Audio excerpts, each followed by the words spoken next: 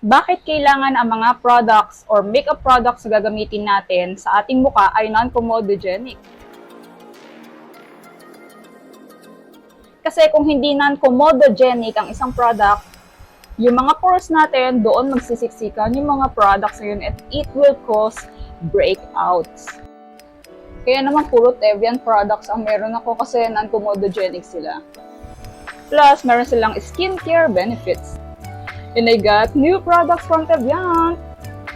We got here Red Velvet, yung basic, which is yung blush na pwedeng pang lipis, yung contour, and meron din tayong highlighter.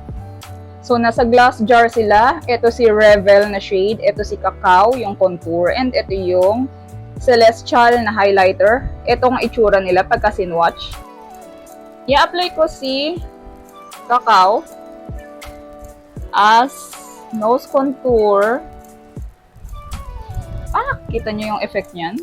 And syempre, lalagay rin natin yan sa paikot dito. Can you guys see the difference? And dito, wala. Now, we're gonna apply the shade Revel.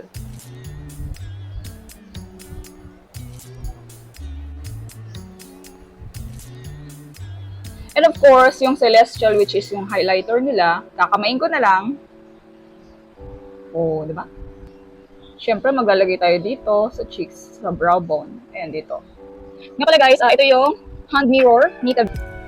So, ito siya. Gawin din pala natin siyang blush. Konti-konti lang kasi sobrang pigmented nyo. Nauna pa yung highlighter kesa sa blush. Velvet Drop ni Tevian. You probably want, again, yung mga product na may skincare benefits sa atin and of course, non-comedogenic. And syempre, gusto ko ng mga convenient product kagaya ng Tevian Daitidas. Kasi nandito na lahat yung contour, blush, and then of course, nandito rin yung highlighter. So this year, meron tayong Tevian new version ng Daitidas. Tada! Oh, diba? And ito itsura ng likod niya. Andito yung mirror. May cover pa yung mirror, guys. Pwede nyo naman tanggalin yan. And ito yung kanilang contour, blush, and highlighter. All in na rin. So, itong shade na French Kiss, bronzy, yung meron siyang shimmer na contour. Pero itong main goal and itong first date, wala siyang shimmer. Tevian is owned by a well-known celebrity makeup artist, Albert Torniawan. Ang celebrity makeup artist na ito, ang makeup artist ni na Heart Evangelista, Kim Chu, etc. Let's try yung unang shade, which is yung first date kasi siya yung pinaka-lightest. Try natin yung blush. Blush niya, meron siyang konting, nakita niyo yung difference? Very light lang siya. Siguro kaya ito tinawag na first date kasi parang nag-first date, gano'n, yung parang mahiyain type pa.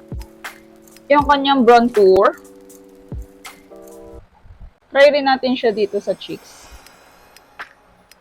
And around.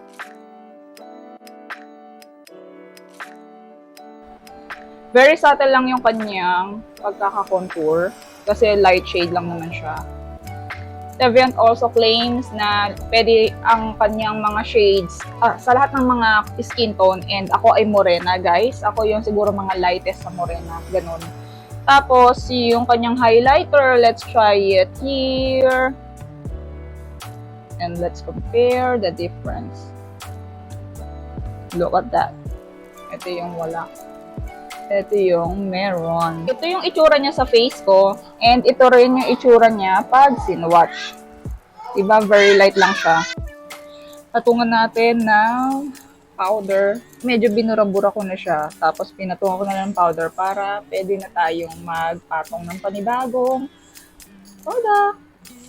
Ang next natin na try ay si Main Roll. Ito yung parang mas darker or mas pakak na version ni First Date.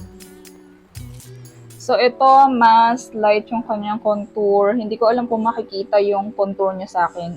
Feeling ko pang mestiza ito. Parang wala lang yung kanyang contour. Pero itatry natin ngayon itong blush, which is, yan siya, di ba? Kita niyo yung difference. Compare kay First Date, mas dark siya. Ito yung mga tipong pag gusto mo mag-event or mag-vlog, para hindi ma-wash out ng tuluyan yung blush mo, kitang-kita itong shade na ito kapag ka sumali ka sa mga pageant, or kapag ka nag-vlog ka. Ito yung shade na para sa'yo. So, let's try yung kanyang highlighter. Oh, natin, difference ng meron. Wala. Ito yung nasa nose. So, ito yung tsura niya sa face ko. Tapos, ito yung swatch niya sa balat ko. Yung contour, hindi siya makita sa balat ko. So, pang mestizo siya. Pero yung highlight tsaka yung blush, okay na okay sila sa akin. Dito ang aking baby. So, finally, nandito tayo sa final shade natin na meron tayo ngayon, yung French Kiss. This is more on warm peach tone. And yung kanyang, yung bronzy na meron shimmer. Yes, meron nga siyang shimmer, as you notice. And meron rin siyang highlighter. And mas lighter and mas warm yung tone niya. Let's try yung kanyang bronzer sa aking nose. Tapos maglagay rin tayo sa jawline, sa ating... And finally, yung kanyang blush.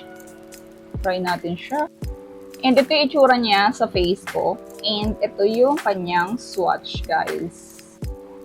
So far, nagustuhan ko si First Date. And second, ito, si French Kiss. Next is si Main Roll. Let me know in the comment section kung ano yung napupusuan mong shade, guys. Ayun lang, guys. Thank you for watching and see you in our next video. I love you all.